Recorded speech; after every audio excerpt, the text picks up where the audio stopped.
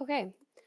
Um, Thank you all for joining. Today I'm going to be talking to you about thinking better.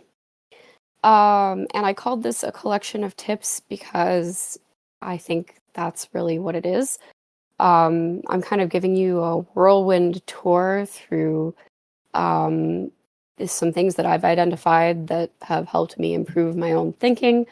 Um, And when I say thinking, most of this presentation is kind of focused on thinking about philosophy in particular, but I think the advice that I give will apply in general as well. But since philosophy is my favorite subject and the thing that I think about the most, that's kind of what I had in mind while I was writing this presentation.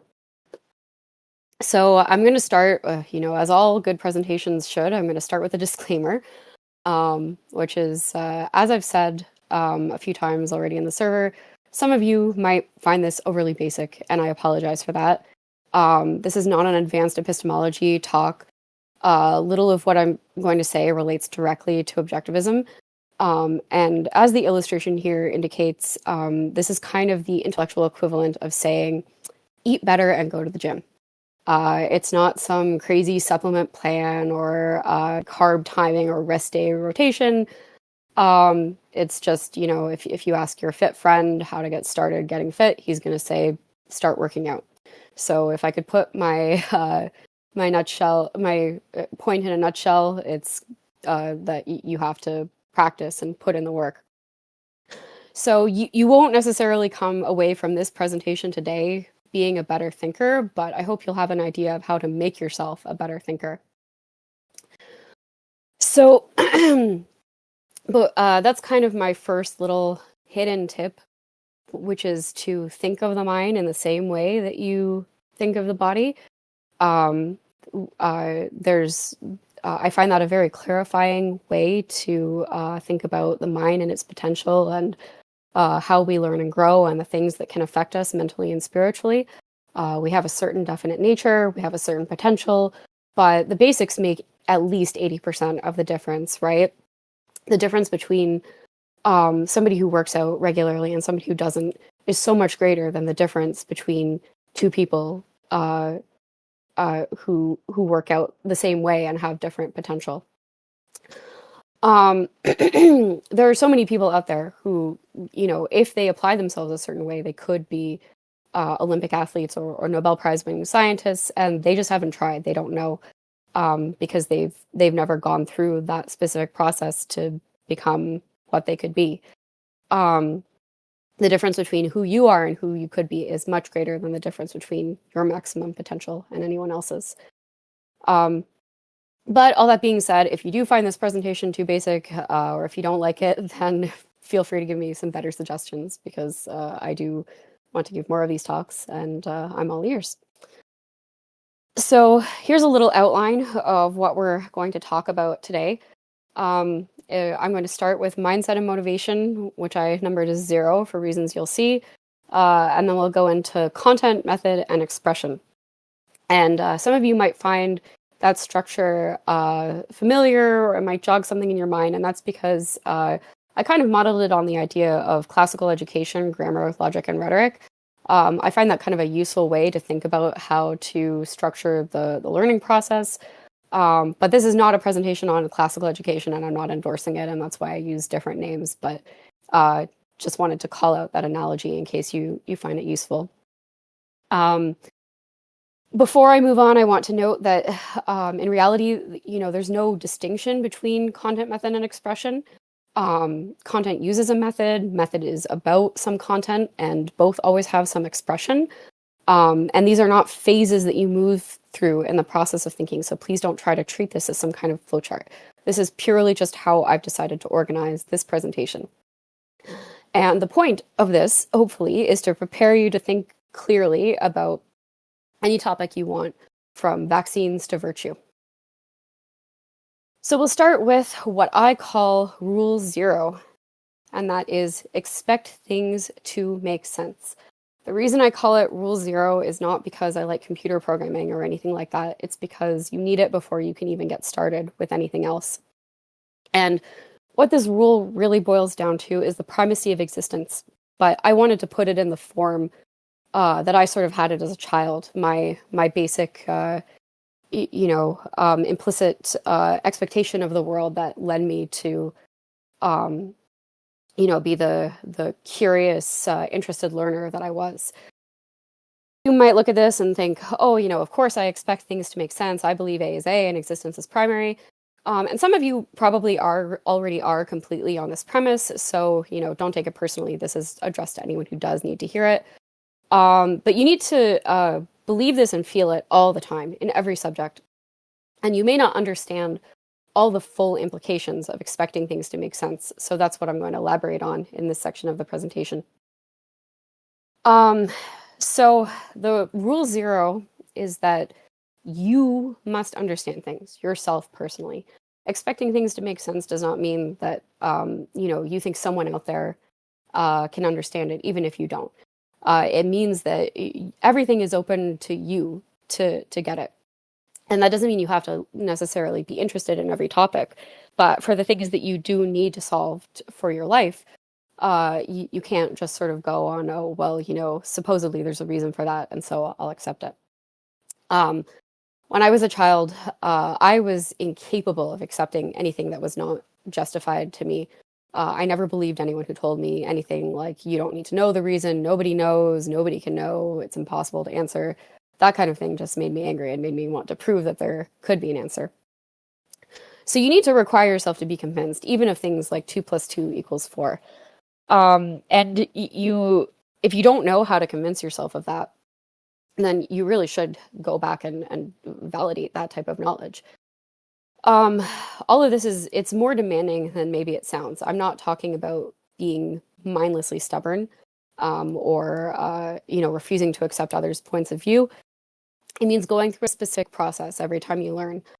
And it's harder than absorbing dogmatically, and it requires you to scrupulously check your own understanding. You have to be honest with yourself about what you understand and know what it means to understand something.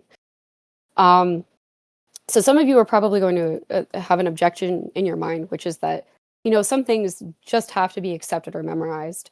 But that's true. Like, there's no specific reason that,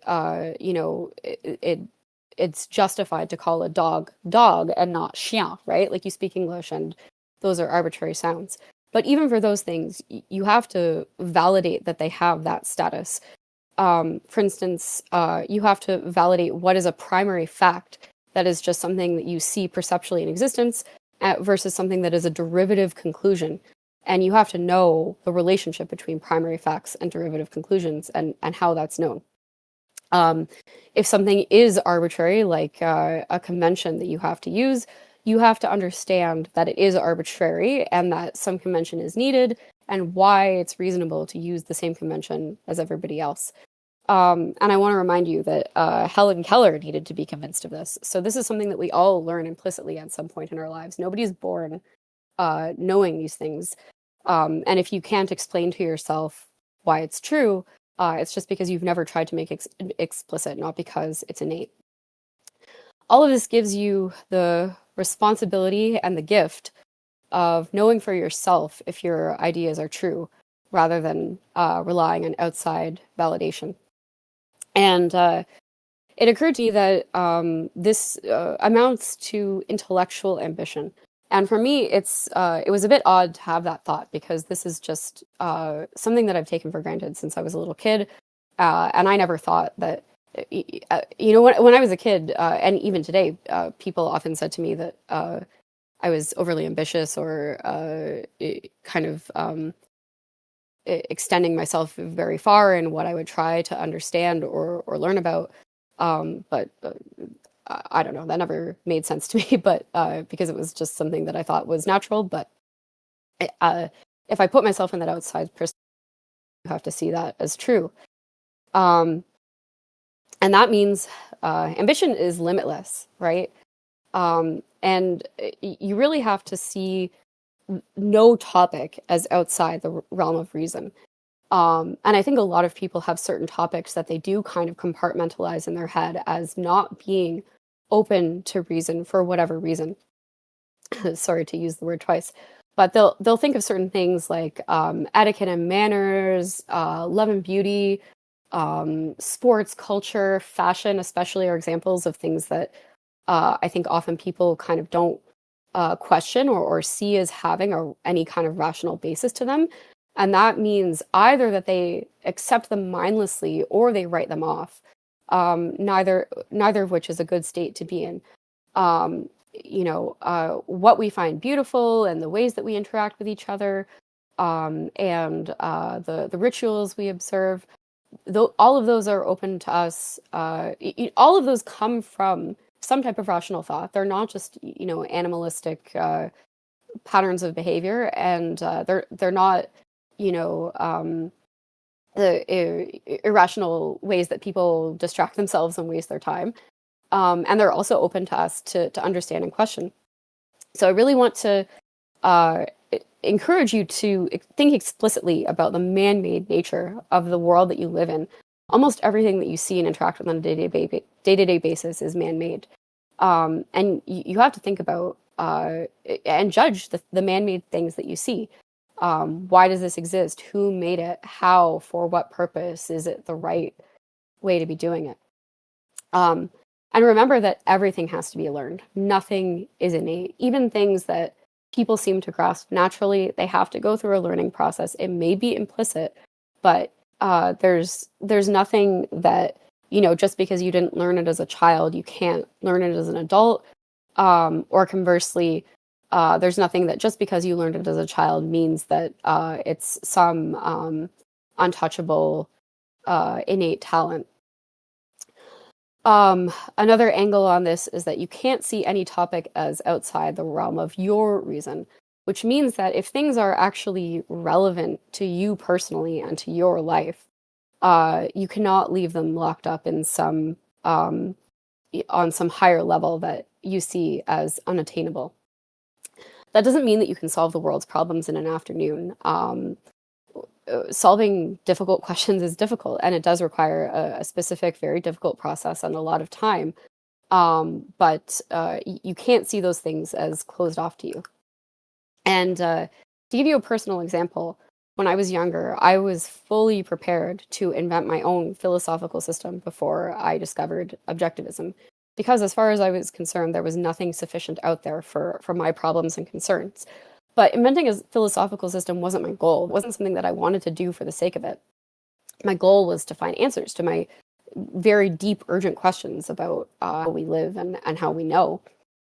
So I started by investigating the most promising ideas, and I was genuinely surprised that objectivism ultimately satisfied my questions, and I approached it in a very adversarial way. But even after accepting objectivism, there's still all kinds of questions to be answered and knowledge to be developed, and you can't stop and rest on your laurels at any level. Now, I do want to emphasize that you can't, this ambition to know has to come from a first-handed need to understand something. And that means that it has to be relevant in some way that you can validate to your own life and your own goals and your current knowledge. It's not only a feeling, and nothing is only a feeling. Otherwise, it would be magic, and I would have nothing to tell you about how to get it. It would just be, well, some people have it and some people don't. What it's based on is your prior understanding, and that's the only way that you get to some goal. Like if you have a goal that is not based on prior understanding, then it's just kind of a floating abstraction, like a kid who wants to be an astronaut but has no idea of what goes into that. But as an adult, you should be able to say, I want to understand this because of that, because of how it actually relates to your life and what you think, and the questions you have. You can't force yourself to care about any given subject. And if you don't care about some subject, there's no obligation to do so. But if you do, you have to make sure that it's in a first-handed way. So I want to emphasize the universe is open to your understanding, and give you a little bit of a hokey old lady life advice, which is that When I was growing up, adults always told me that when they were young, they were confident and they thought they knew or could know everything. And then as they grew up, they lost that confidence and started to feel that they were arrogant and that nobody understands anything and that they didn't have the means to understand the world's big problems or questions, and that it was better to be humble. And when I was young, I scoffed at that, and I thought, "Oh, that had never happened to me. I would never end up, feeling or thinking that way." And I have to confess, now that I'm older, I do sometimes feel that way. It can be very, very daunting to see what's going on in the world around you and the dizzying array of human opinions and experiences and theories that are out there. And uh, personally, I do sometimes question, like, who am I to think that I know something that other people don't know? So my advice is to be on guard against that feeling because it's just a feeling, and don't take it as definitive just because you feel it. If I can feel it, anybody can, but that it doesn't mean anything. It's just an emotion, and you have to look at the facts. There's a difference between rational modesty and awareness of your limitations versus fear or cowardice.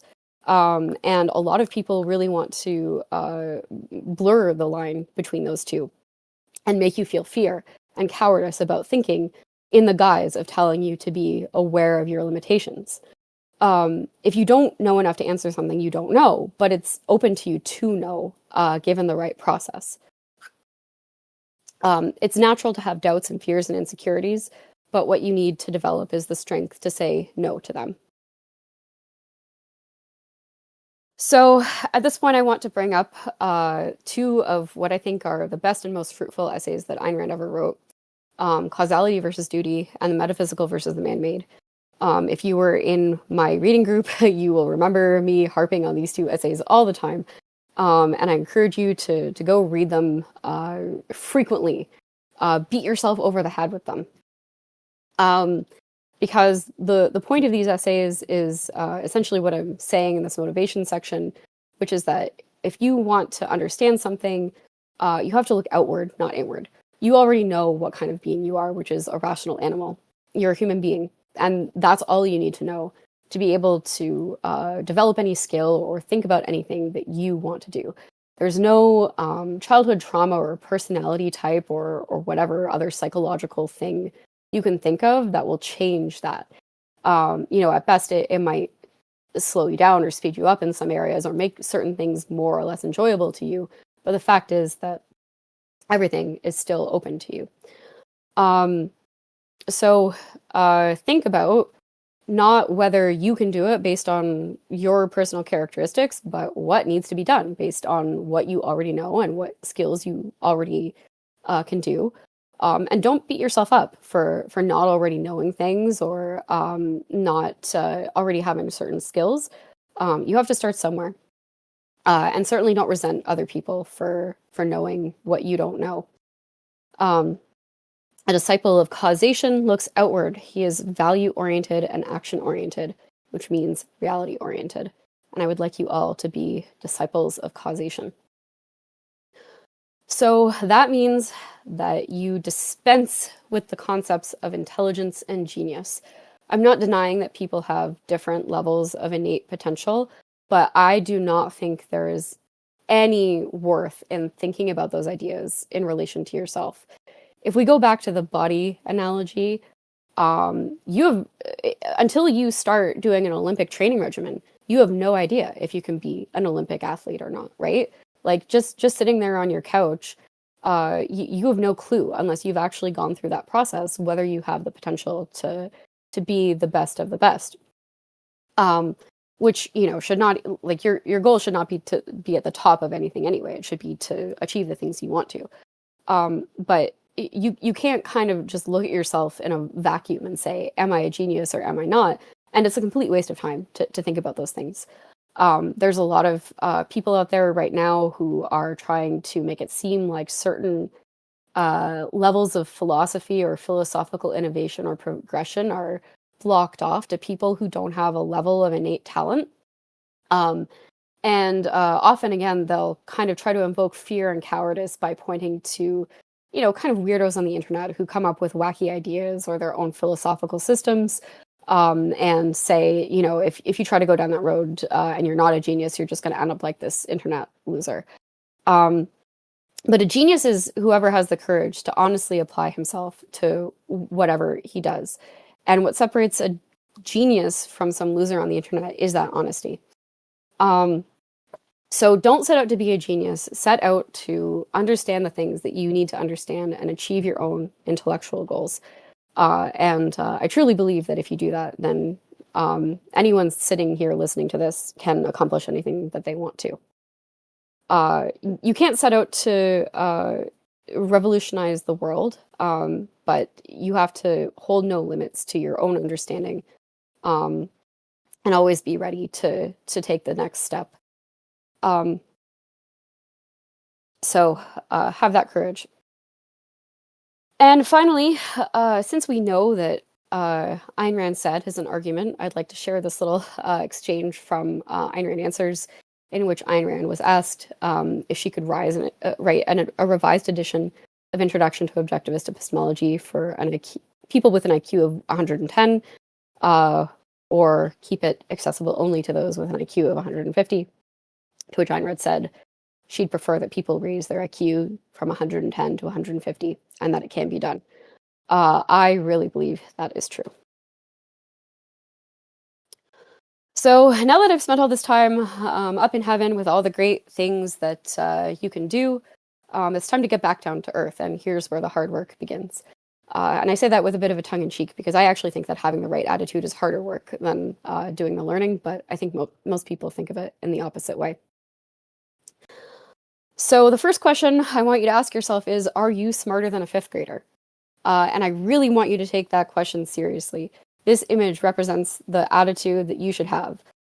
You should be willing to humble yourself and get back to absolute basics if you need to improve your understanding of the world that you live in and the things that you want to do. If you want to go to Rome, for example, and you're in Alaska currently, there's no use hoping and wishing that you're actually in Florence. You have to chart your course objectively according to where you actually are. And if you're unwilling to discover your own deficiencies, you'll never improve. So my recommended intellectual self-diagnosis and remedial education, ensure that you have at least an 8th to 10th grade level of education in English, mathematics, science, and history. I choose those 4 subjects because I consider them the basics of all intellectual subject matter, particularly English, which I'll elaborate on a little bit. And when you think of 8th to 10th grade, you should think of, a really bright kid in those grades. I wanted to say 12th grade, but I don't think you actually need to know, calculus or organic chemistry.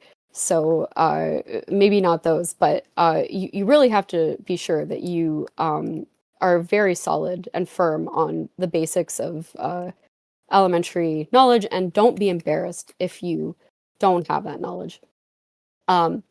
So for my own personal example, I'm really not good at math or history. But a few years ago, I was catastrophically, embarrassingly bad at math.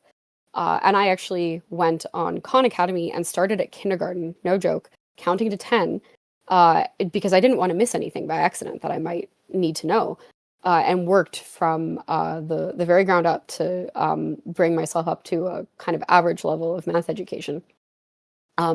As I recall, it took me about a week to get to the 6th grade from kindergarten, and from there, it took me a couple of months to get to the 10th grade. And I want to emphasize that, my goal here was not just to breeze through the quizzes as quickly as possible, but to really make sure that I understood what I was doing. And in this, I'll reiterate that you need to be convinced of everything that you. Probably the earliest that I ran into this, the need to be convinced was with long division. It took me a lot of practice to understand why that works and what is actually happening. So you really need to feel in your bones why you should accept something, how you know it's true, what every part of it means, why it's there. So unfortunately, there's no equivalent for Khan in history, including the Khan Academy history program, which is not as good as its math program.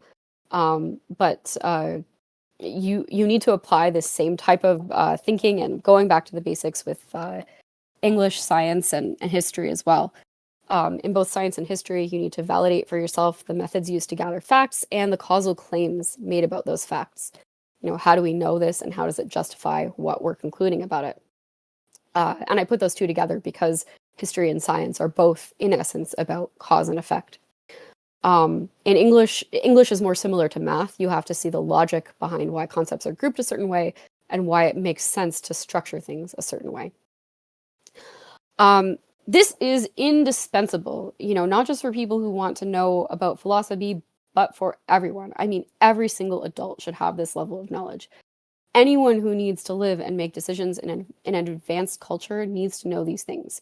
You need to have a sophisticated vocabulary and an effective use of English. You need to understand where our world came from and why. You need to be able to do basic calculations and read charts. You need to know how the natural world works and how we apply that knowledge in technology and medicine. All of that is non-negotiable, no matter what your profession. And that's why all of these are taught in elementary school.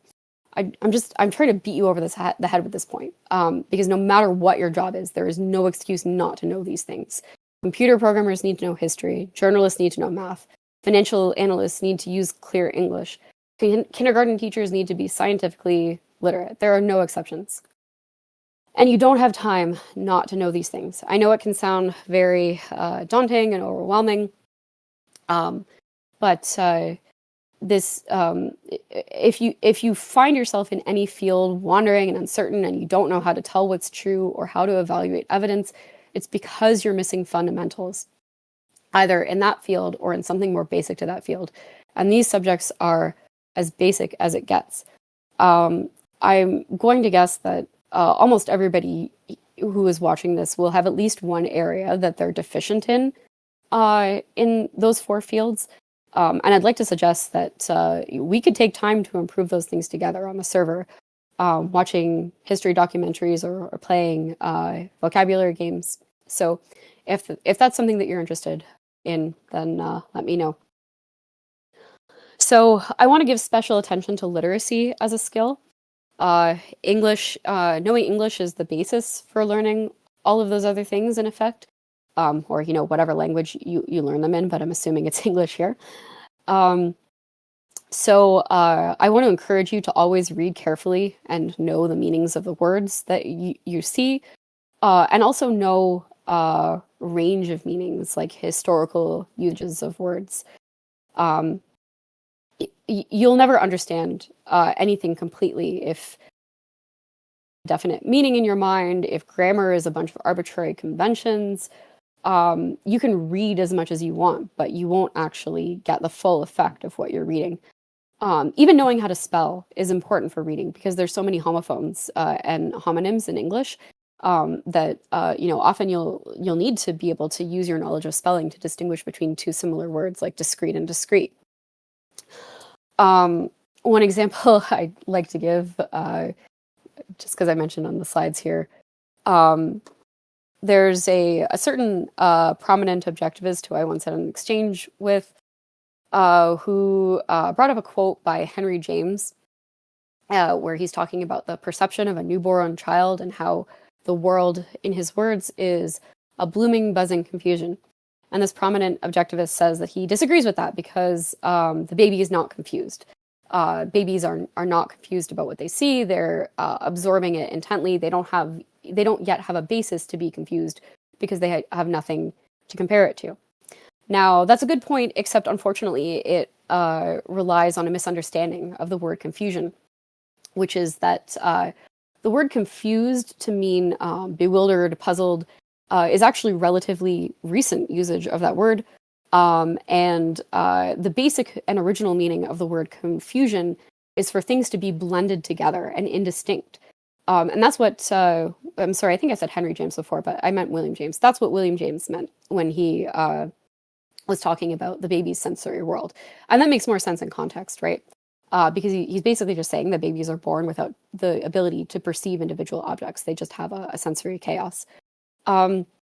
So knowing kind of the the range of nuance in words, the better you are at it, the more you're able to determine especially with older works, which are very important to read, the more you're able to get what you're reading. I want to emphasize as well that grammar is a form of logic, and it's crucial to decoding meaning, especially again in complex texts. If you don't have a good sense of grammar, you won't be able to fully understand what you're reading, because so much of there's so much in sentence structure that tells you how ideas depend on each other logically, and what has priority, and so on. At the same time, I also want to encourage you to learn to skim if you don't know how to skim already, because skimming is an important literacy skill, and it helps you balance the demands of careful reading. It's not just lazy reading. First of all, it helps you understand whether something is worth spending your time on reading more deeply by sort of getting the gist of it before you look at it more closely. But also, skimming a text before you read it deeply helps prime you for deeper understanding, because it lets you see the structure before you dive into the details. I also want to talk about media literacy very briefly. I could probably give a full presentation on just media literacy itself, but this is just a concept that I want you to be aware of. You need to understand, when you're reading, the context and purpose of what you read. When you're looking at an article in the New York Times, for example, is this an opinion piece? Is it a news brief? Is it an analysis? Is the purpose of what you're reading to inform, persuade, entertain? You should try to understand the background context of the writer's knowledge and opinions and what he's responding to by writing it. That more applies if it's a persuasive work. You don't need to look up every author of every article you read in the newspaper, but it helps to be aware of where people are coming from when they express their views. And when you're looking at an essay, an article, a book, or even just an argument, you need to be able to identify what is the main point, what are the subpoints, and what is the structure of this. Like, if you're looking at some essay and you disagree with some claim, you have to understand, does that mean that you completely disagree with the author, or that you just disagree with him on this one thing? Does that one claim undermine the entire argument he's making, or was it just an example? So really try to get, like, when you read something, ask yourself explicitly, what is the main argument of this article? And for every new point that the author makes, you have to try to think about, why is he bringing this in? What does this add to the point that he's trying to make? How does it contribute to what he's of literacy? I want to encourage you to have intellectual literacy, and to engage with the range of theories that are out there in the world, the range of ideas. I think sometimes objectivists enclose themselves in a little box, so to speak. They think that things outside of objectivism are worthless, or maybe they're even afraid of being convinced by ideas that they currently don't agree with. I think that's a mistake, to be afraid of being convinced by something. Objectivism is not the only thing worth learning in the world, and even people who are not objectivists, have some good points. So if you find some other ideas outside of objectivism convincing, engage honestly with that. Don't stick your head in the sand, and don't avoid challenging your beliefs. This is an important part of learning, to be exposed to ideas that you disagree with, and an approach, and how they're justified, and how they all fit together. And I do encourage you to be open to things in general, and not judge anything too hastily, either for good or for ill. For example, just because something comes from somebody who had bad ideas doesn't mean it's necessarily wrong. And I think a good example of that is Rene Descartes, who was one of the worst philosophers and one of the greatest mathematicians out there. That applies to Leibniz as well. The Cartesian plane is a very, very important innovation. But his philosophy is quite bad. So don't write things off just because somebody has the wrong views. There's plenty out there in the world to take advantage of that may or may not be objectivists. But respect for one's forebears is very important. It took a lot of, whatever we might say about the history of the world's evil and irrationalism and altruism, it still took a lot of very good thinking to bring the world to what it is today. From about 1300 to 1800, the world was on the right track. And whatever mistakes were made, we should be grateful for that and want to understand why that happened. But it's also important to understand what your opponents actually think and believe, and what they believe the implications of their ideas are, because otherwise you can never coherently fight against them. So when you're having that intellectual literacy also teaches you what kinds of ideas tend to go together, sort of how to group ideas and to identify fundamentals. I also just think that theory-driven writing is more interesting and more memorable, because writing that's integrated around a theory, it gives you the motivation of why you should care about what you're reading, because you have that open question in your mind of whether the author's point is right or wrong, and whether these things add up to what he's saying or not. So don't be afraid to look at the wide range of beliefs that are out there. So in terms of very basic content that I was talking about, going back to the "Are you smarter than a fifth grader?" idea, you might be wondering sort of, where do I get this kind of knowledge? So just briefly, Khan Academy and Sporkle are both very good resources. Sporkle's great for geography and sort of like facts that you have to memorize. Khan Academy is very good for math. It also has videos on some other subjects, but math is definitely its greatest strong suit. Probably science secondarily to that. There's many free open access textbooks on the internet. You don't have to pay a dime to learn many things these days, not just on YouTube, but elsewhere. They might not be the best written textbooks, but if you can get yourself to read them, they will give you the basics on many subjects. I do want to stress the importance of newspapers. I know that we all have feelings about the mainstream media, and I certainly don't want to encourage you to limit your news consumption in any way.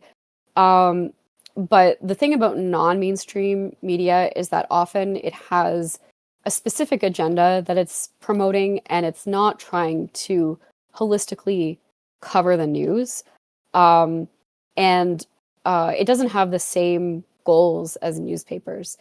When you read an article in the newspaper, it has in mind a certain reading level, and it's there. It gives you a certain context and background of facts of what you're reading about. It tries to bring you up to the level you need to be to understand it, and give you whatever information is necessary to process what you're reading. Many non-mainstream media sources don't do that. They don't help you build up that background knowledge. And a lot of them are actively hostile to objectivity and accountability. So again, I'm not saying don't read things like that, but do be selective and kind of keep yourself grounded. I don't think there's ever any harm in reading something. I don't think you can poison your brain somehow, but you do have a limited amount of time in this world. And eventually, if you start to do this, you'll find your own intellectual directions and preferred sources. There's a lot of popular nonfiction out there. It's probably obvious, but I used to read a lot of this when I was younger, and it did help me learn a lot about the things I was interested in. I put misconceptions content with a question mark because when I was younger, I got oriented to a lot of fields through sort of debunking or skeptic or misconceptions about X type of content. For example, there's a book called Innumeracy by John Allen Palos, which explains how math is misused in the media. There's a website called Bad Astronomy that debunks astrology and things like that. And those things kind of helped me get oriented to math and to astronomy.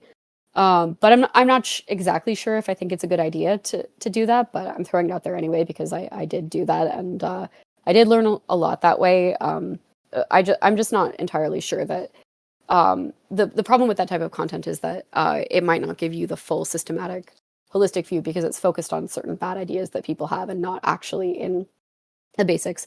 But it can be interesting, and one good thing about it that I would say is that It's never dogmatic because the whole point of it is to demonstrate something to you and argue to you, so it will always convince you. If you want more stuff to read, Arts and Letters Daily is a good website that helps you, get that intellectual depth that I mentioned earlier. You'll definitely learn a lot about different perspectives and a lot of interesting history and facts from reading it.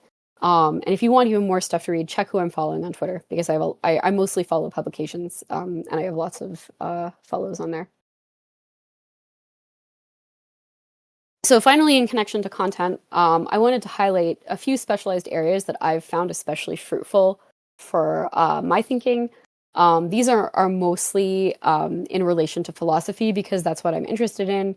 If your life goal is to be a quantum physicist or something, then this might not be that helpful for your thinking. But these are what I found like topics that I kind of come back to again and again that adds something to my understanding of the world. Prehistory is really important in early civilization because it helps you understand the effort that is needed to rise above the state of primitive man, and kind of the tenuous nature of human development, how different we really are from those primitive people in everything we know and take for granted, and how much is open to our choice, basically. I think it gives you a much deeper appreciation for the fact that we live in a man-made world, that nothing is given, that you can't take wealth or production for granted. So I find that very important. I threw linguistics in there because I think it's important to understand that language is man-made, and what in our thinking comes from language and how words are connected to each other. I don't know if it's as important as the others, but it did make the slide symmetrical, so that's nice. And just before I gave this presentation, I thought maybe religion should be in here because obviously that's a subject I'm very interested in. But at the same time, you could kind of lump it under history of ideas, science, and philosophy. So just to read these out loud quickly: prehistory, history of ideas, science, and philosophy, economics, art and literature, civics and law, evolution, biology, and medicine, psychology, statistics, and linguistics. Those are basically the fields that I think are most useful for helping you learn to think about philosophy. So now that we're done talking about content, I'm going to talk about method, by which I essentially mean logic. Now, I actually don't like the term epistemology. And I won't go into why, but I think that logic is the best word to use to describe all the methods we use to understand what's true and what isn't, and to gain knowledge. So when I say logic, I mean everything in here. And I want to start with a quotation about logic that I think is really nice. Logic is the most useful tool of all the arts. Without it, no science can be fully known. It is not worn out by repeated use after the manner of material tools, but rather admits of continual growth through the diligent exercise of any other science. Now, and that's from William of Ockham. And that, in the medieval mind, is one of the first glimmers of the Renaissance, I think, of the rebirth of man as the knower of open-ended truth, as opposed to man, the cyclical, repetitious dogmatist. The sign of good thinking is continuous growth. If you want to know if you're on the right track in life, it's that you come to new realizations and learn new things every day. And if you're stuck, then that means that something is wrong. And that's because logic is a tool of integration. It never ends. You just get better and better at it because you learn more things and you integrate more deeply within the things that you know. And the only way to get better at it is by using it in practice.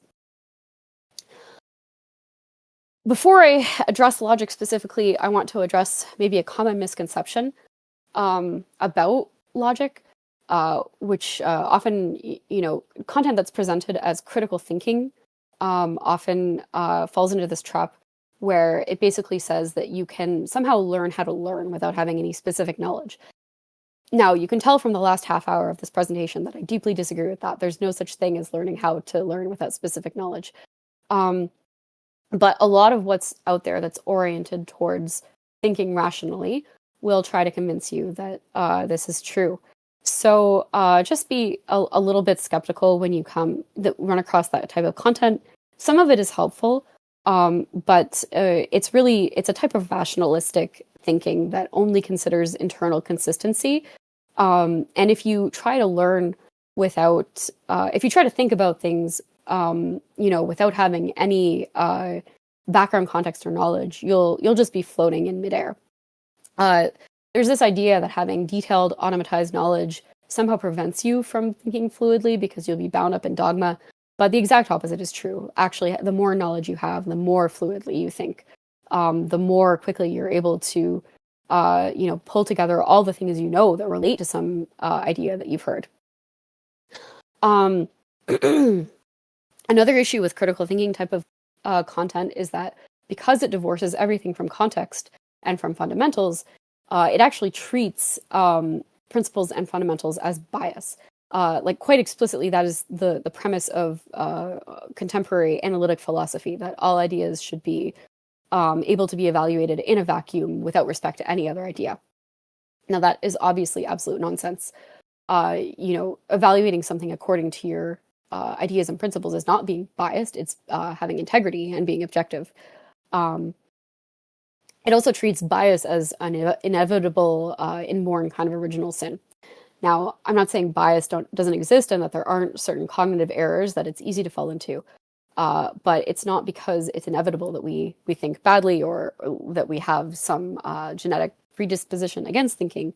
It's just because thinking is a learned skill that requires effort, and just like any other skill, we can make mistakes. We're fallible. So with that, I'll talk a little bit about logic, and I'm not going to teach you logic today. I just want to encourage you to learn logic. It is very important. Peacock has a logic course. There's also many free logic textbooks online. It's probably better to get an older one, but beyond that, I don't think it can really hurt you what book you choose. You should know the fallacies like the back of your hand, like really, really know them. And I know we all think that guy who brings up logical fallacies in conversation is annoying these days, but they really are important. You have to know them when you see them. And most of all, you have to demand logic from yourself. You have to insist on logic in your own thinking, inside your own mind, in the privacy of your head, because you're the only one who can hold yourself to that standard. And if you don't focus on logic, then you will go astray, because logic is the narrow road, right, that we have to adhere to by effort. So I want to recommend this little book by David McInerney. It's or maybe his name is Daniel, sorry. DQ McInerney. This is, I think, a helpful little book about, logic, and not just logic in the deductive sense.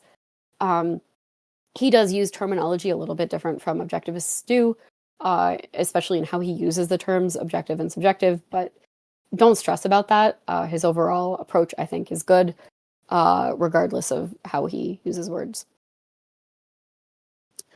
So in terms of advice on how to think about or understand things that you are wondering about or have questions about, I think, I don't know, maybe this is something that everybody does, but one thing that I do is I just kind of have important questions in the back of my mind at all times, like some little candle that's lit back there, keeping me vigilant to look out for related evidence to those things.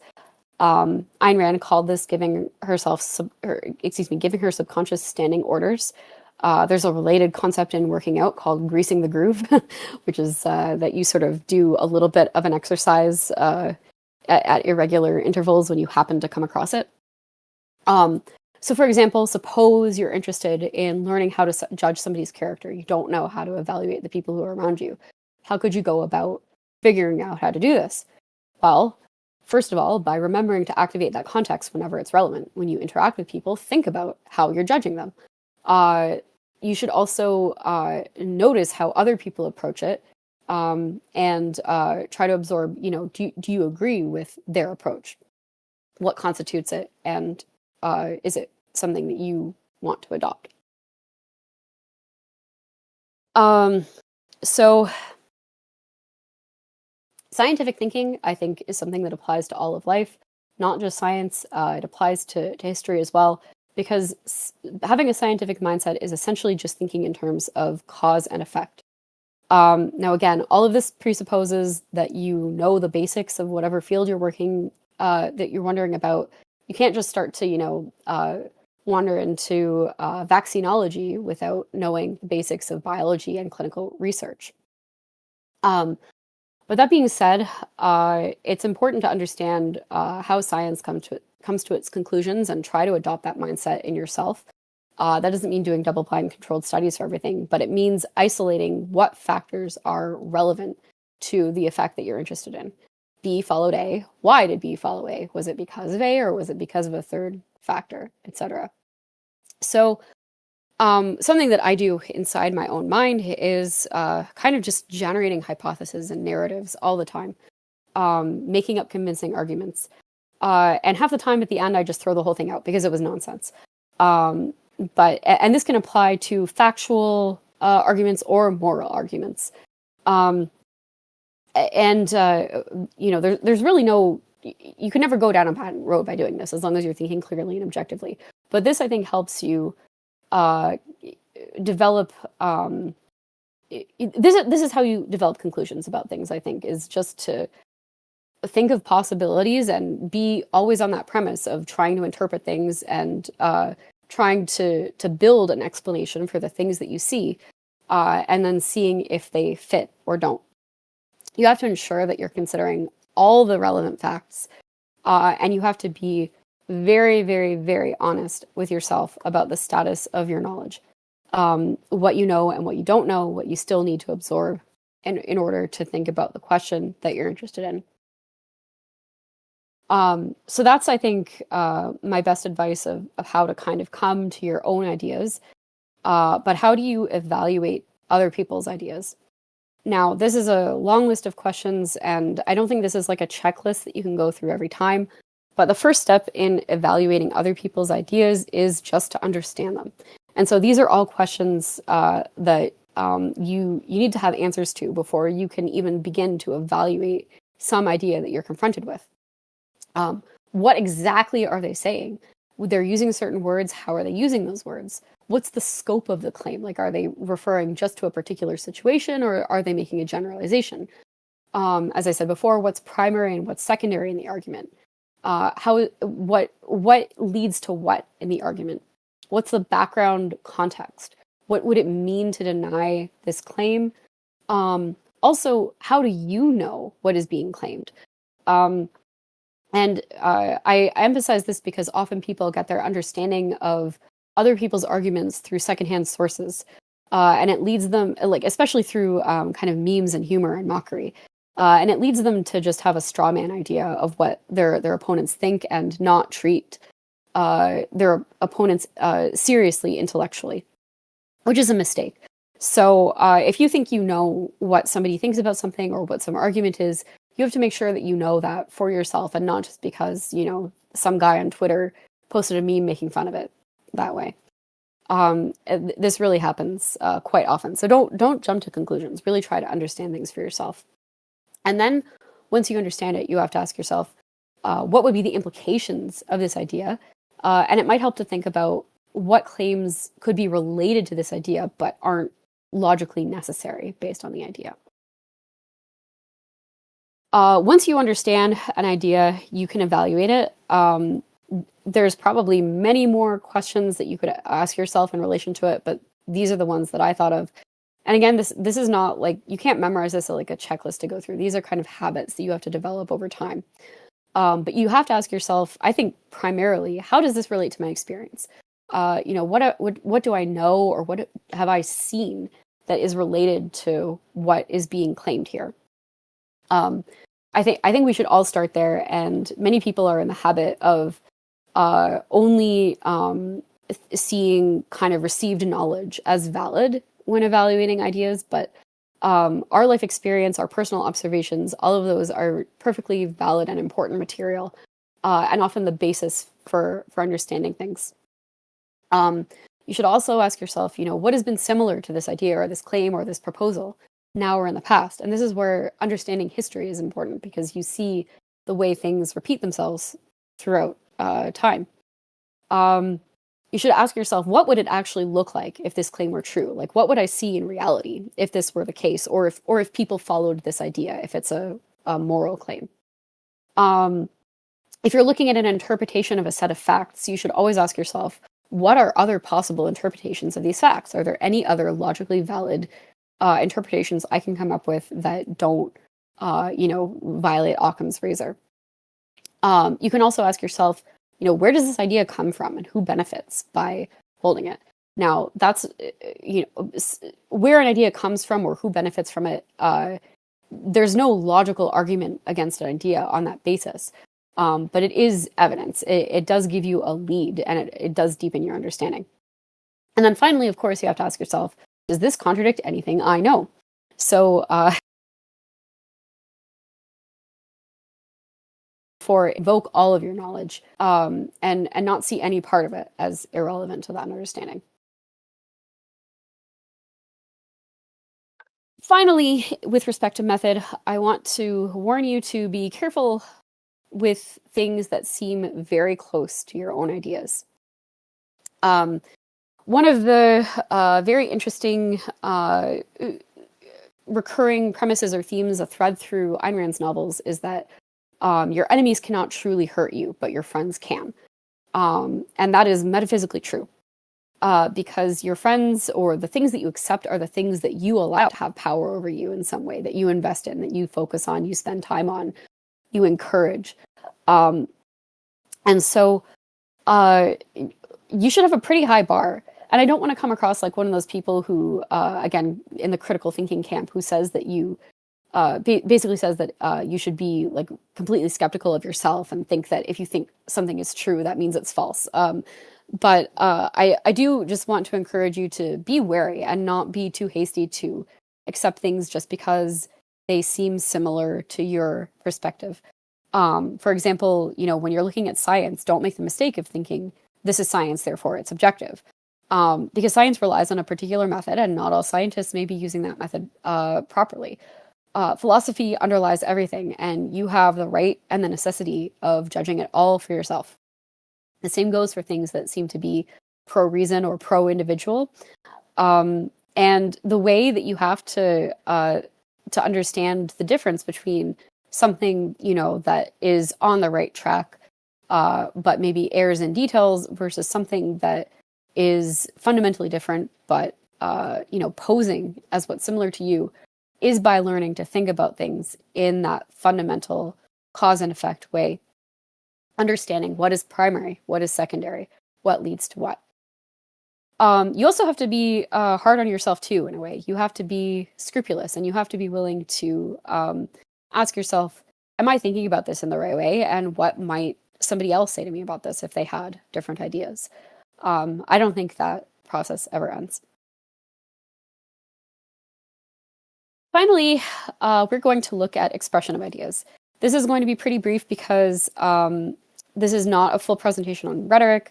I'm only going to touch on the aspects of expression that are relevant to thinking as opposed to persuading others.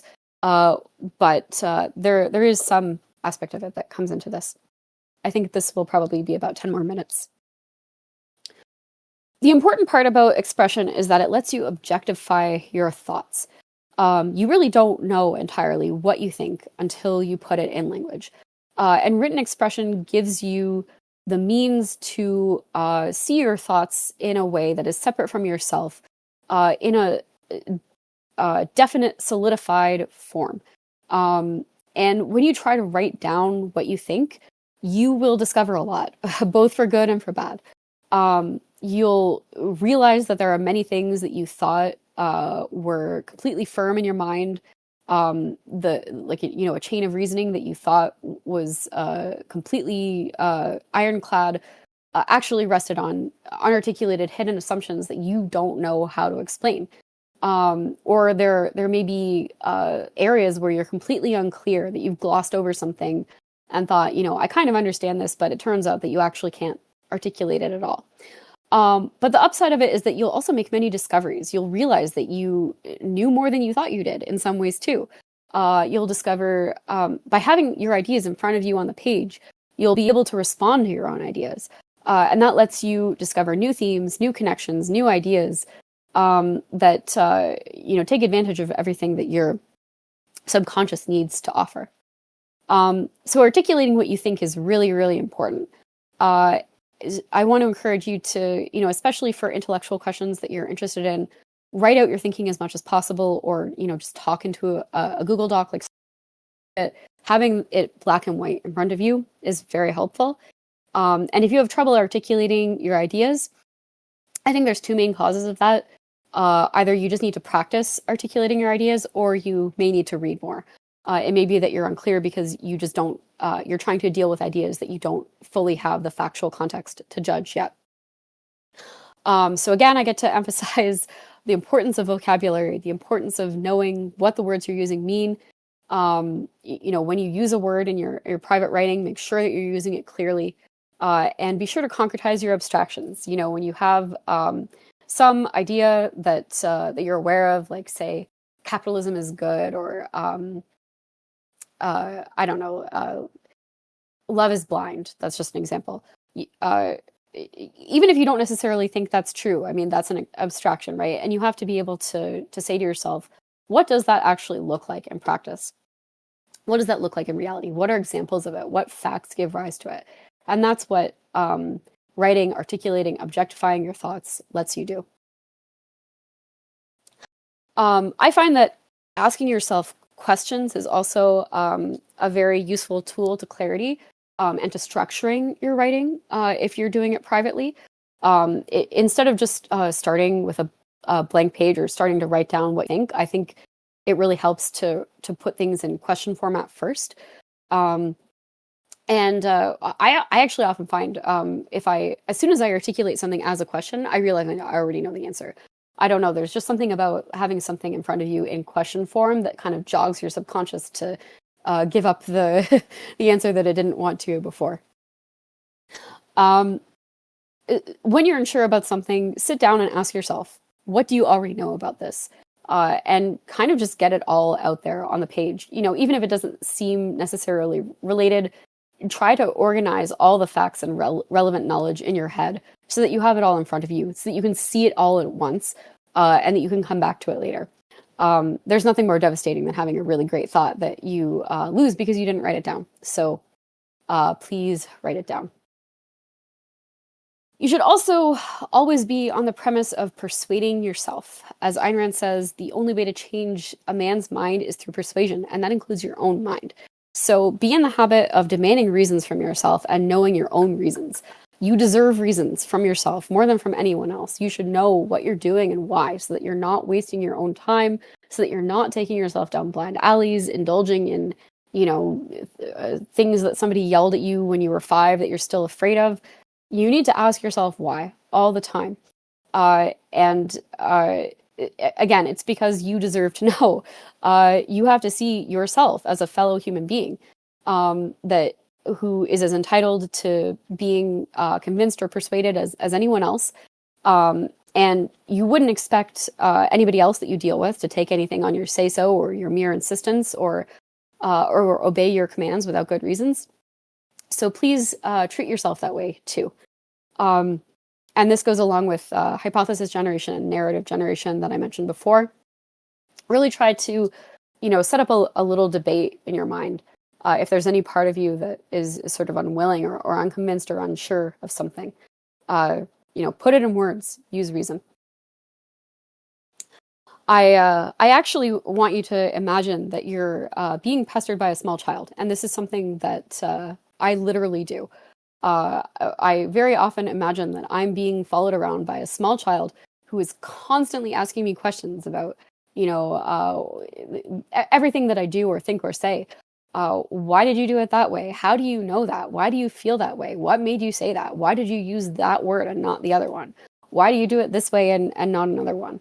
And this really helps you practice justification and knowing what your reasons are for things, which is very important for being firm and confident in your own mind on what your ideas are, what you think and why, and knowing for yourself that you're not missing anything, which is really what that art expression and articulation gives you. It gives you that ability to know that you've been thorough, you've checked everything you can, you know the state of your own knowledge because you've seen it, you've gone through it all. So on that adorable image, we are done. To briefly summarize this summary slide was written by Google Gemini, so it might be a little odd in tone. But if I could give this presentation in a nutshell, you have to demand full first-handed understanding of things from yourself. Expect things to make sense and make sure that they do make sense to you. Don't let anything drift. And that applies to everything. Approach all topics without limits. Don't think about intelligence. Just have the courage and the honesty to know what you know and commit to what you know. You have to build a strong foundation on English, math, science, and history. Then you have to develop a scientific mindset using logic, thinking in terms of cause and effect, and always using hypothesis generation to create insights. Finally, use articulation and expression to test and objectify your intellectual understanding. Before we go to questions, I will use this time to give a very brief announcement that my next presentation will be on the benevolent universe premise and the inefficacy of evil. So you all get to know that first for coming, and thank you for coming. That should be sometime in January, assuming that I have time to write it. I have already gotten started, but I also have grad school applications to do. So we'll see. It might go into February. So that is that. I'm still within the time range that I gave, which is great. So if anyone has questions, I'd love to hear them, but please do keep it on topic to this specific presentation.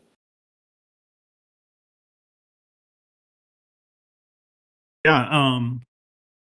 First of all, I want to say thank you for this great presentation. I really enjoyed it a lot. I was really curious about what you were saying about logic and epistemology, and for whatever reason, like logic's been really strong in my mind, and historically has been really interesting to me and its connection to grammar.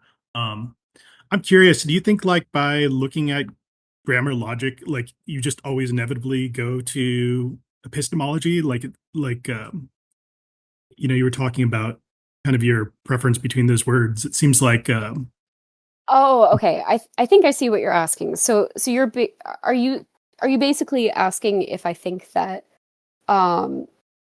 using the tools of what's known as logic will lead you to epistemology, basically, or do you just want to know why I don't like that word? Yeah, more that first question, but also I'm curious about that second question, but maybe that's too big. Okay. Sorry about that.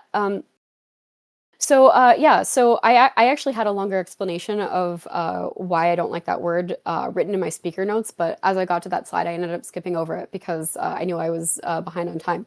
So thank you for asking, so I get to say something that I had planned to say. Basically, the reason I don't like the word epistemology very much is because it's a quite recent post-Kantian coinage. And prior to the advent of the word epistemology, there was no division in philosophy between logic, as in the structure and method of thinking, and knowledge and how we come to have knowledge and verify what's true. I think that logic is a perfectly good word to encapsulate all of those things, and I think that using that word for all aspects of knowing reinforces that logic is tied to reality, that there's no logic in a void or a vacuum, like mere formalism without facts.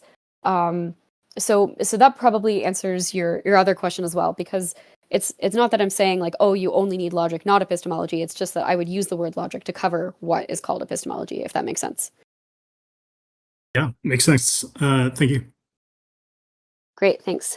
Nick? I got one for you, Axiom. First, just thank you for the talk. I feel like you can give a whole course on each of these points. But my question, I actually have two questions, but maybe the more interesting one. In method, in section 2 in method, you talked about when you're dealing with certain questions or inquiries, that you yourself, Axiom, are always generating hypotheses, inferences, and narratives. And I was wondering if you can concretize what you mean by generating narratives. I'm not sure what that exactly means. Sure. Yeah. By a narrative, I basically mean kind of a broad explanation of facts or a proposed value. I actually did have a concrete example in the speaker notes, which again I cut for time. Uh, Now you all get to see my ridiculous typing. Oh yeah, so recently one that I was thinking about was whether military service should be a condition of citizenship. Um, no, I actually don't remember the exact thought process. All I remember is that I decided that that was a very bad idea. If I sat down and thought about it a bit more, I could probably reconstruct why. But in essence, I basically just sat there and I came up with the best argument that I possibly could. Like I thought about all the different reasons why, um, military citizenship might be a requirement of being a citizen in some country, and why you might be able to say that it's an aspect of having a stake in that country that and only then should you be allowed to be participate in its politics, and so on and so forth. And then after seeing that whole train, I decided it was bad for various reasons, but I went through the effort of creating this whole full explanation in my mind before dismissing it. A more factual one might be, it amounts to trying to create explanations for the patterns that you see around you. Like, okay, what if Christianity is the reason that the Renaissance happened, as opposed to the rediscovery of the classical world? Because that's what Christians say, right? So that's not an original narrative, but it would be a form of narrative generation to sit there and try to think of all the reasons why that might be true. Like, tell yourself the best story you can about how Christianity caused the Renaissance. And then at the end, hopefully dismiss that because it's not true at all. But So effectively, you're making a steel man for the thing, whatever it is. I guess you could say that. I try. It's meme language, but in a way, yeah. But the point isn't.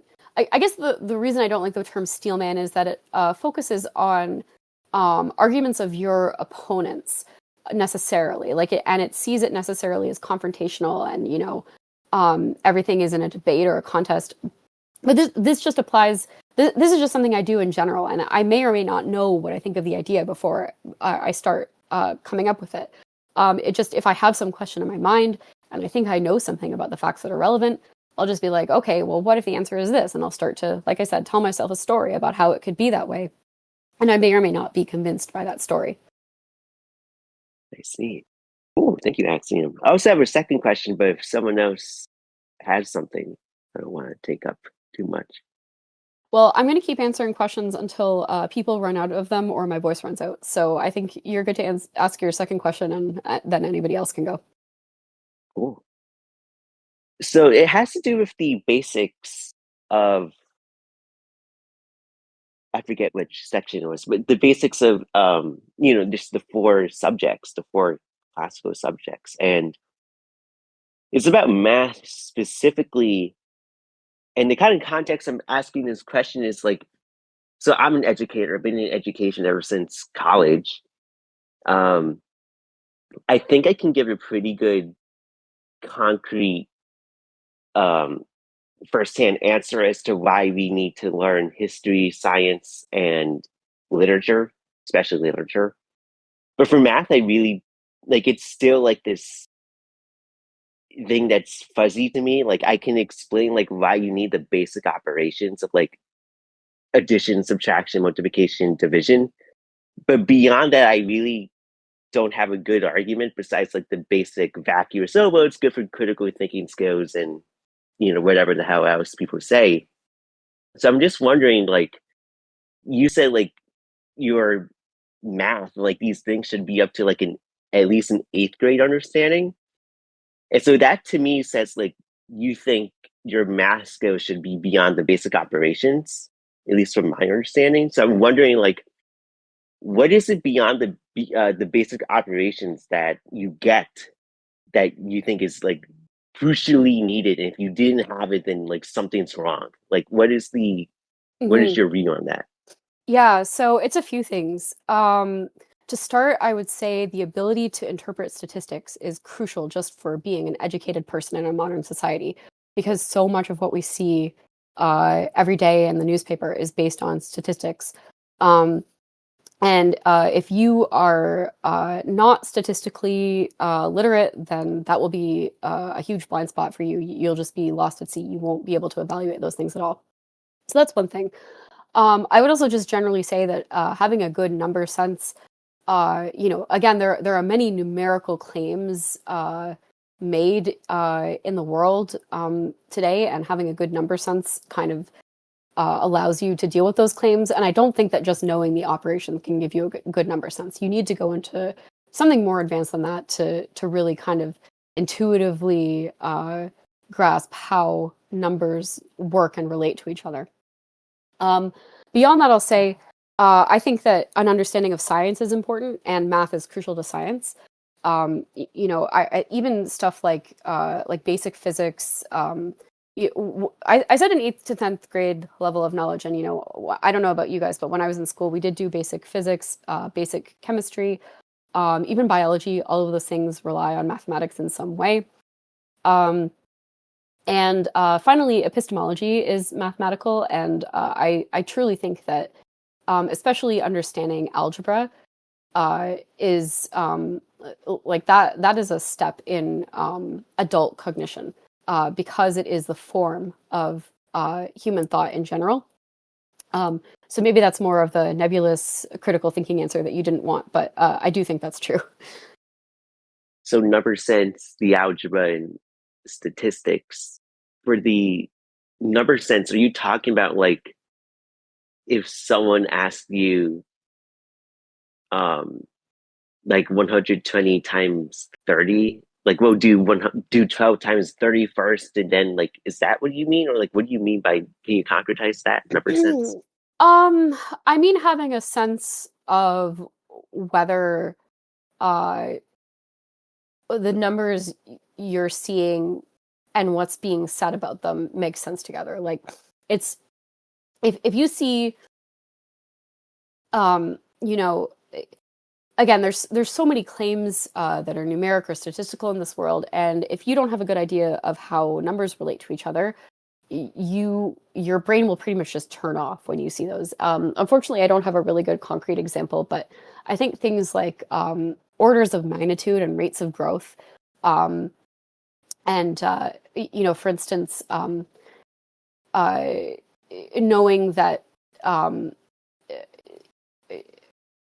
say logarithmic growth looks really high at first, but then it levels off. For instance, that's just something that when people are making predictions and extrapolations, that's something that you need to kind of have in your mind to say, okay, can we actually, there's an XKCD comic about this, as much as I'm loath to bring up XKCD, but the one where the guy says to a woman who's just been married, I predict by next week you'll have at least 16 husbands. um, so that's an example of math is used in some way in everything. Like climate science, if you want to evaluate whether global warming is going to kill us all, whether you think COVID vaccines are causing heart attacks, whether you think like the rate of world poverty and inequality and whether it's increasing and decreasing, anything to do with finance, all of these things obviously are numeric. So yeah, I'm sorry. I wish I had a better example of kind of intuitive number sense and how it's helped me. But if I think of one, I'll try to bring it up later. Cool. I guess I do have one follow-up, but does anyone else have? Just go. This is your turn. I do have one more. Okay, robot. Yeah, you can go after Nick. My turn. So my follow-up is, I know what you mean by the algebra thing. Like that's the form of thinking. I know what you mean. Like I'm pretty sure you're referring to ITOE, but I guess I guess just the basic question, like, can you concretize like how that's something people are using? Because like we all like Um, get that education, but like I'm hard pressed to see how that's actually operating in any capacity with people. well, that might I say don't mean something that more about cynically. I just the mean like I people just that don't get you're. it. Yeah. So, well, the thing about the difference between the basic operations and algebra is that algebra is what first gives you abstraction in mathematics. Before that, you're on the Mm, concrete level. Um, and you're basically just following memorized steps. Algebra is where you really have to start having conceptual understanding, and it is the model for how conceptual understanding works. right. Um, I think that yeah, it is hard to put this concretely. All I can do is kind of remember uh, the changes that I recall in my thinking and the insights that developed for me when I originally learned algebra.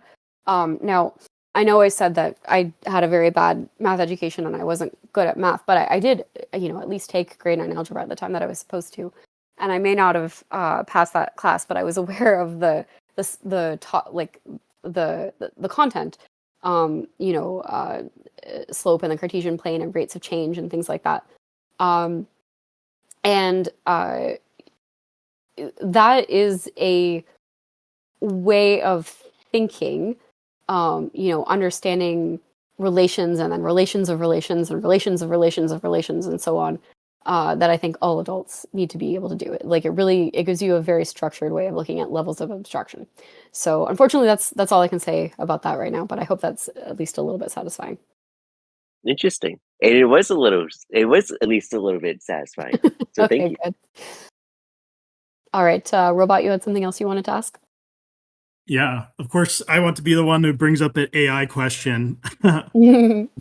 What are the benefits or threats to thinking, and what advice would you give to people thinking in this world where society is touting AI as this answer giver?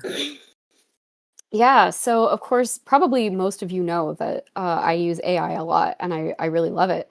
But at the same time, you do have to be circumspect about its limitations. And I often think about the example of the death ray in Atlas Shrugged as a symbol of uh, the responsibility that technology imposes on us. The more advanced our technology becomes, the more advanced we have to be able to use it. And some people want to take the opposite approach and just say, well, there's an irresponsible way to use this, therefore we shouldn't have it at all. But obviously that's not good. But it is true that the more powerful technology, the more disastrous the consequences are of using it badly. And we see that with all the scams and fraud that AI enables and AI psychosis and all those other things that we're aware of. Um, oh, I think my voice is getting worse. Hopefully, I'll be able to hang on. So I think I would say, y- you know, y- uh, you have to double check what you see with AI, especially if it's a subject that you don't know very much about. Often, you'll ask it a question and you'll get an answer, and you might not know the right answer, but you at least know that it said is wrong. But other times you won't be able to tell. I think probably the best use of AI, well, the two best uses of AI that I have found are for, Google is very good for divergent search. Like you have a small thing like a word and you want to see all the things on the internet that relate to that. Um, but ChatGPT is really good for convergent search, which is like where you say like, what's the thing called where um, this is that. I can't think of a concrete example, but you want to know what the name is for something, or you want to find you wouldn't be able to Google it because you don't know what the words are. So if you explain something to ChatGPT in your own words, you can get the terms. ChatGPT is also really good as a search engine and for finding sources of information, especially if you're in school. It's a really good way to find research. It can be good for outlining your thinking. Like if you already have ideas, ChatGPT can help you kind of organize them and give you a structure. Um, and it's good. It's good for doing like automated tasks and writing code. But if you want to learn from ChatGPT, you should really validate what you see. And I guess fundamentally, my biggest tip is to just be aware of the nature of that technology and how it works and what it can and cannot do. Like a lot of the mistakes that people make with AI either comes down to thinking that it's omniscient and can't make mistakes, which is not true, and thinking that it has insight or introspection the way that humans do, and that it can evaluate its own state of knowledge or explain why it did something, and that's also not true. So yeah, I think it's a very helpful tool, but it's like any tool. You have to understand what it is that you're using, and not be going around, trying to ride a weed whacker like a bicycle. Thanks. I really like your example of convergent search. Like that's a really great term. I might have to borrow. That's from cognitive science, convergent and divergent thinking. Okay, anyone else have questions? Yeah. So I love the presentation, so thank you for it. Oh, that's nice. Thank you. I love the pictures, by the way. Where did you get the? Nano Banana, Gemini. Oh, nice. Okay. Yeah, so that's another good use for AI, making cute illustrations for your presentations. Okay. So I want to ask you about the way basic subjects in science are often presented. They're presented in a very floating way. Like you learn astronomy in textbooks, and it just shows you like a picture, a diagram of the solar system, and all the facts, and it doesn't like explain to you Mm. like how to observe them. And of course, I mean, this applies in every subject, especially in science, and in history too, but especially in science. So, have you found a way to like? Do you have any advice on how to go about, you know, understanding uh, the method of how these facts, or understanding how these facts were gathered over time, like Mm. Well, so yeah. that's So I'm glad you asked that actually, because that's something that I intended to go into in a little more detail, and I think I kind of forgot or skipped it over because I was trying not to extend my projected time too long. But you kind of embedded the answer in your own question, which is that you have to know the history of science. I think that's really the only hierarchical empirical way to learn science is to understand its progression through history, and for every discovery that's made, as you said, where did it come from? There's also a reason that when you're in school, or at least when I'm in school, you do hands-on experiments so that you can see things for yourself and perceptually validate them. And I think that's great too. Although as an adult, you might not have the time or the setup to do things like that. But yeah, I mean, just learning about science through its history is one thing, and then maybe if you can't do experiments, then at least try to think about how it relates to the world around you and the world you see. Like there's all kinds of unexpected connections out there. Like if you get really into skincare, you'll learn a lot about organic chemistry. So interesting. Yeah. yeah.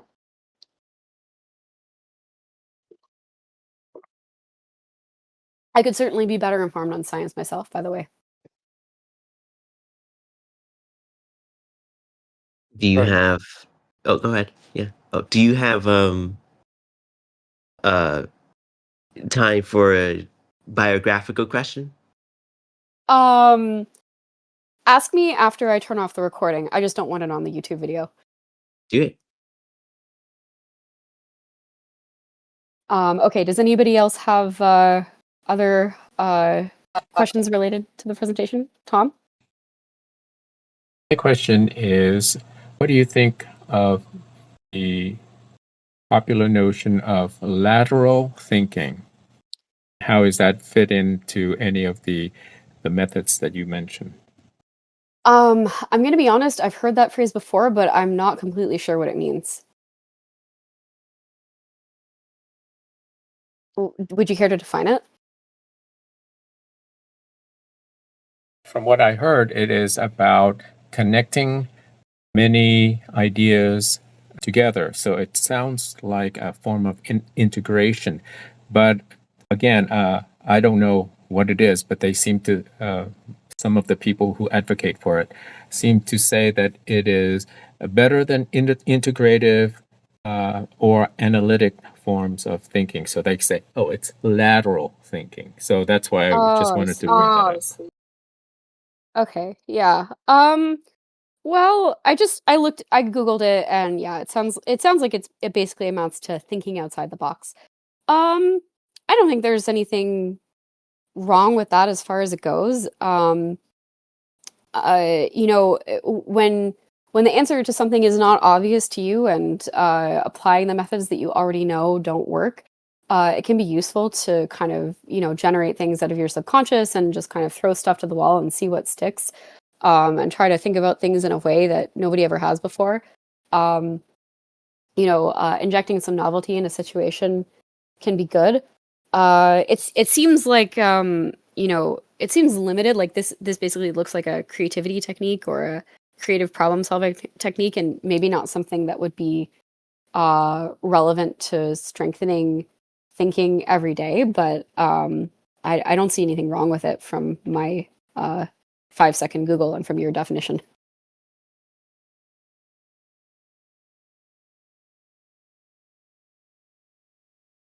Anyone else have any questions they wanted to ask?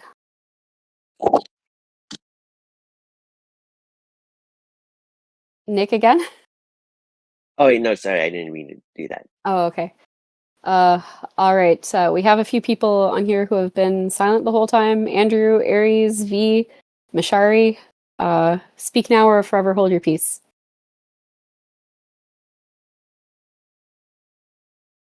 I really like the presentation. I don't have any questions. I'm still processing all of it. Okay, good. Yeah, and as a reminder, it'll be recorded, so you can look at it later if you need to. Hey, V, did you have something? Yeah, thank you for the presentation. I think my questions are not related to, or loosely related to your presentation. So I'll ask you afterwards. Okay, yeah. Feel free to DM me anytime. I love hearing from you. Oh, sure. Okay. Thank you so much. So with that, I'm going to end the recording. Thank you all so much for coming. I'm going to stick around for a few minutes and maybe answer some off-topic questions that it sounded like somebody might have, but you all can hop off if you just want to be done with the main content. Thank you all again.